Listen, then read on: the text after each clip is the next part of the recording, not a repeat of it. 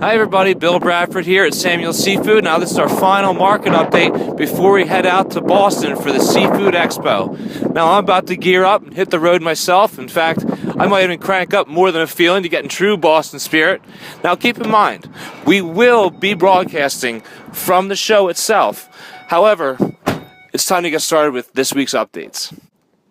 Okay, speaking of the Bay State itself, Samuel's is bringing in excellent quality fish straight from Gloucester, Massachusetts, which is actually the first fishing port in the United States. So what we're bringing in from such vessels as the Teresa Maria and the Padre Pio, we have whole, head-on haddock and pollock. Now some other customer favorites we're bringing in are lemon sole and monkfish. Now these fish are absolutely day boat quality.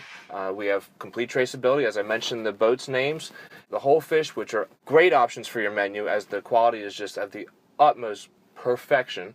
And then we also have fillets. You know, if you want it filleted, we'll gladly do that for you. So please ask your sales rep about our Gloucester line. Moving on to mahi. The market has been a bit turbulent lately. A lot of this turbulence has been caused by actually El Nino, which has been affecting the catch of mahi off the coast of Peru. El Nino actually causes higher wind speeds and increased rainfall, which makes for some pretty treacherous conditions for our fishermen. So it causes a change in the fish's migrating patterns and feeding patterns. So both frozen and fresh mahi has been affected. Now, don't fret, Samuel's has the highest quality, so it's always a great thing to stay in touch with your sales rep, as we can keep you updated. Now, if you want a great alternative, Samuel's has 100% fresh open blue cobia, has that same great firmness.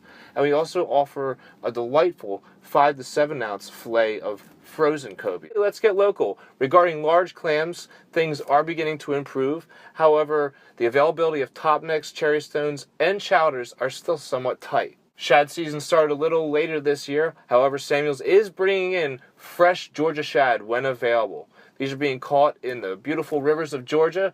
We bring them in whole fish, and we can provide them to you completely boneless. That's right, our master cutters bring them in and take all the intricate steps to take all the delicate bones out, and we also have those jumbo roast sets that everyone seems to love so much.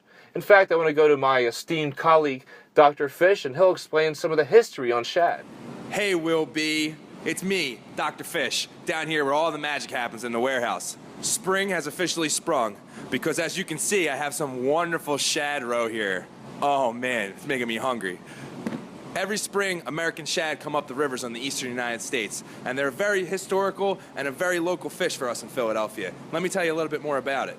When it comes to eating local, nothing comes closer to the diet of the indigenous peoples of the northeastern United States than a plate full of shad.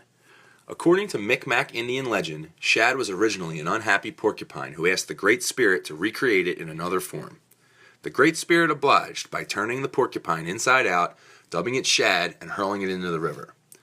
With 769 bones in each adult shad, it takes a skilled cutter like our Samuel Seafood surgeons to carefully remove each one.